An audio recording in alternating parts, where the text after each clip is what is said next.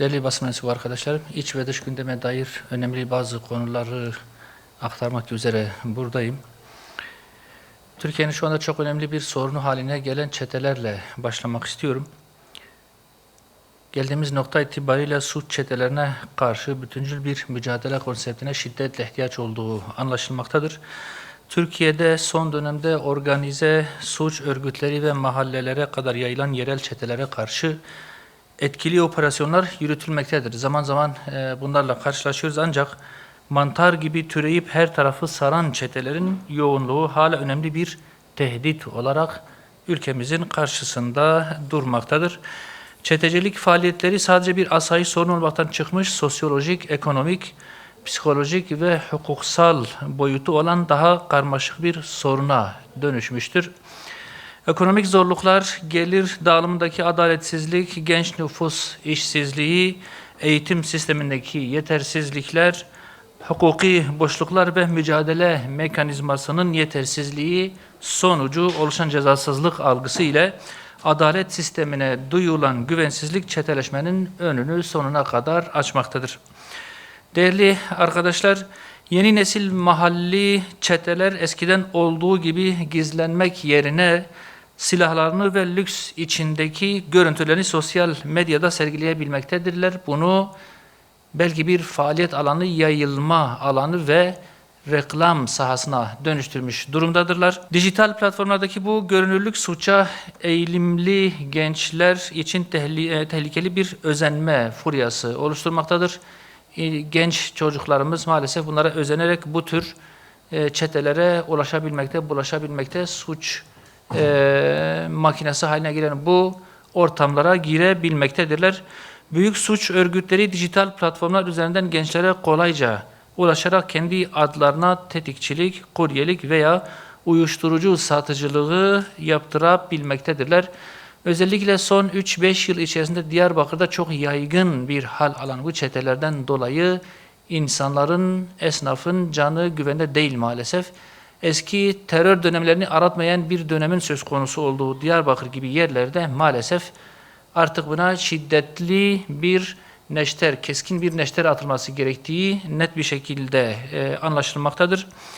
Yasaların uygulanmasındaki aksaklıklar, infaz yasalarındaki boşluklar ve denetimli serbestlik uygulamaları suçlular arasında ceza almam veya az yatar çıkarım algısını güçlendirmektedir maalesef.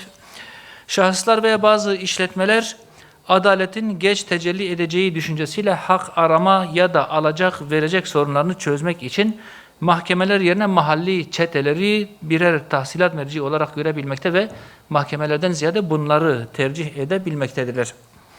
Türkiye'de çetecilikle mücadele için hem kısa vadeli güvenlik tedbirlerine hem de uzun vadeli sosyal ve ekonomik politikalara şiddetle ihtiyaç vardır. Bu kapsamda öncelikle yargı sisteminde caydırıcılığın artırılması, cezasızlık algısının ortadan kaldırılması ve yargı süreçlerinin hızlandırılması ihtiyaç duyulan önemli noktalar. Değerli basın mensubu arkadaşlarım, güvenlik alanında denetimlerin artırılması, televizyon dizilerinde mafyatik yapılara özenti oluşturan yayınların engellenmesi, çetelerin sosyal medya faaliyetlerinin yakından takip edilmesi ve yasa dışı gelir kaynaklarının önüne geçilmesi önem taşımaktadır. Sorunun kalıcı çözümü için kurumlar arası koordinasyonla bütüncül bir yaklaşım sergilenmeli, böyle bir sistem ile bunlarla mücadele edilmelidir. Bunun için genç işsizliğin azaltılması, eğitim müfredatının manevi değerleri önceleyen insan yetiştirme odaklı bir yapıya kavuşturulması, mesleki eğitim ve istihdam imkanlarının geliştirilmesi ve dezavantajlı bölgelere yönelik kapsamlı sosyoekonomik destek programlarının yürürlüğe konulması yine diğer yapılması, atılması gereken adımlar ve alması gereken tedbirlerdir. Bu şekilde kapsamlı ve koordineli bir çalışma ile ancak bu çeteleşmelerin önüne geçilebilir. Bir an önce bu şekilde bir mücadele konseptine geçilmesini şiddetle tavsiye ediyoruz. Değerli arkadaşlar, yine buna benzer değerlerimizde ciddi sıkıntılar oluşturan bir konuyla devam etmek istiyorum. Yaz mevsiminin başlamasıyla birlikte medyada eğlence ve kültür alanında toplumsal değerleri aşındıran içeriklerin belirgin biçimde arttığı görülmektedir.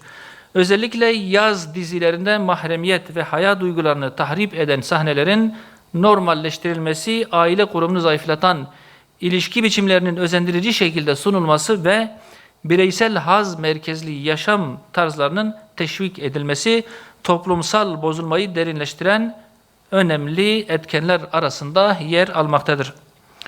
Bunun yanında birçok ülkede toplumsal hassasiyetler nedeniyle tepkiyle karşılanan bazı yabancı sanatçıların ülkemizde stadyum dolusu gençlere konserler vermesi ve kimi yerli sanatçıların konserlerinde ahlaki sınırları aşan söylem ve teşhirciliğin yaygınlaşması, kültürel alanda yaşanan savrulmanın boyutlarını gözler önüne sermektedir. Değerli arkadaşlar, yaşanan rezaletlere seyirci kalınması ve mevcut kültür politikasızlığının sosyal dokumuza onarılmaz zararlar vereceği görülmektedir. Bu nedenle kültür ve sanat politikaları yalnızca ekonomik veya turistik getiriler üzerinden değil, toplumsal fayda ve nesillerin korunması perspektifiyle ele alınmalıdır. Aileyi güçlendiren yapımların teşvik edilmesi, gençlerin kimlik ve aidiyet duygusunu besleyen kültürel faaliyetlerinin desteklenmesi, yerli kültürel üretimin daha güçlü biçimde teşvik edilmesi ve kamu kaynaklarının toplumsal sorumluluk ilkeleri doğrultusunda kullanılması, yaşanan ahlaki aşınmaya karşı atılması gereken temel adımlardır. Toplumun geleceği yalnızca ekonomik kalkınmayla değil, değerlerini koruyabilme iradesiyle de şekillenecektir. Değerli arkadaşlar, Gazze ile açıklamalarıma devam etmek istiyorum. Siyonist terör rejimi Ekim 2025'te varılan sözde ateşkese rağmen Gazze'ye yönelik katliam ve ağır ambargolarını pervasızca sürdürmektedir. Vahşet yalnızca sokaklarda değil, işgal zindanlarında da halen devam etmektedir. Görevi başında esir alınan Kemal Advan Hastanesi Müdürü Doktor Hüsam Ebu Safiye'nin son görüntüleri organize kötülüğün net bir belgesidir. 1 metrekarelik zifiri karanlık bir hücreye kapatılan, aşırı zayıflayan, yüzünde darp izleri ve ellerinde cilt hastalığı beliren Doktor Hüsam'ın durumu içerideki insanlık dışı muamelelerinin, İsrail'in muamelelerinin kanıtıdır. İnsan hakları raporlarına göre 9.400'den fazla Filistinli kardeşimiz işgal zindanlarında sistematik aç bırakma, tıbbi ihmal ve işkence altında tutulmaktadır. Birleşmiş Milletler Filistin özel raportörünün de belirttiği şekliyle İsrail'in sözde gözaltı merkezlerindeki işkence uygulamaları sistematik hale gelmiş durumda ve soykırım eşiğine yaklaşmaktadır. Değerli basın mensubu arkadaşlarım, dünya etik ve ahlaki değerlerini Gazze'de yitirmiştir. Bu küresel çöküş karşısında insanlığın yeniden inşası yine Gazze'den başlamalıdır. Sahadaki katliamların hesabı uluslararası mahkemelerde sorulmalı, işgal edilen topraklar gerçek sahiplerine iade edilmelidir. Gazze'nin yeniden inşası ivedilikle başlatılmalı, başta Doktor Hüsam Ebu Safiye olmak üzere tüm Filistinli esirler kayıtsız şartsız bir şekilde serbest bırakılmalıdır. Siyonist rejim siyasi, ekonomik, askeri ve diplomatik olarak dünyadan tamamen tecrid edilmeli ve mutlak bir izolasyona mahkum edilmelidir. Son olarak şunu da ifade edeyim, Gazze'li kardeşlerimiz garantör ülkelere güvenerek bir yola girdi. Ancak garantör statüsündeki ülkelerin Gazze halkına karşı görevlerini yapmamaları şu an yaşanan sorunların belki de en önemli sebebidir. Garantör ülkeleri sorumluluklarını yerine getirmeye davet ediyoruz. Değerli arkadaşlar, Türkiye'nin iç gündemine dair, ekonomiye dair bir konuyla daha devam etmek istiyorum. Bu son konu olacak inşallah. Malum şu anda özellikle Doğu Güneydoğu'da hasat sezonu başladı.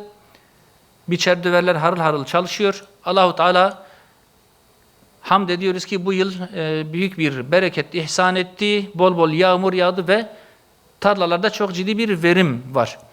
Ancak bu yıla çiftçilerimiz malum geçen yılın borçlarıyla girdiler. Çünkü geçen yıl ağır bir kıtlık sezonu yaşandı. Çiftçilerimiz birçok yerde hiç hasat toplayamadı ve bu yılki ekimlerini tamamen borç ile yapabildiler. Şu anda çok büyük bir borç söz konusudur çiftçilerimizin sırtında. Bu yıl tahıl fiyatları ilan edildiği malum ancak çok büyük bir hayal kırıklığı yaşandı. En iyi buğdaya verilen, layık görülen fiyat 16.500 lira. Arpa için bu 12.500 liraya kadar düştü. Ancak açıklanan bu fiyat maalesef ki maliyetin de çok çok altında bir fiyat. Yapılan hesaplamalara göre girdi maliyetleri %40, %50, %60 dolayında bir artış ortaya koydu. Gübrenin fiyatı 25, 30, 35 bin liraya kadar çıktı. Mazot malum 20, 30, 35 liradan şu anda 70 lira sınırlarında ve bunların tamamı yüklü girdi maliyetleri. Bu fiyat yeterli değildir. Eğer sadece bu fiyat ile kalınırsa çiftçiler çok ağır bir mağduriyet yaşayacak. Geçen yılki borçlarını dahi ödeyemeyecek. Gelecek yıl içinde herhangi bir ziraat yapma imkanına sahip olamayacaktır. Dolayısıyla çiftçimiz ölecek. Bu noktada Sayın Cumhurbaşkanı'nın da iki hafta önceden ifade ettiği üzere bu fiyatların revize edilmesi lazım. Çiftçimizin hem girdi maliyetlerini karşılayabilmesi hem biraz da kazanarak ailesini geçindirebilmesi ve önümüzdeki yıl daha rahat bir şekilde ziraat yapabilmesi için bu fiyatların en az %50 oranında yukarı çıkarılması lazım. Bu şiddetli bir ihtiyaçtır. Bu keyfi bir talep değildir. Bu fiyatlarla eğer yetinilirse maalesef çiftçilerimizi kendi elimizle öldürmüş oluruz. Bunu bu şekilde sizin vesilenizle ifade etmek istedim. Basın açıklamamızı bitiriyorum eğer sorular yoksa. Teşekkür ediyorum.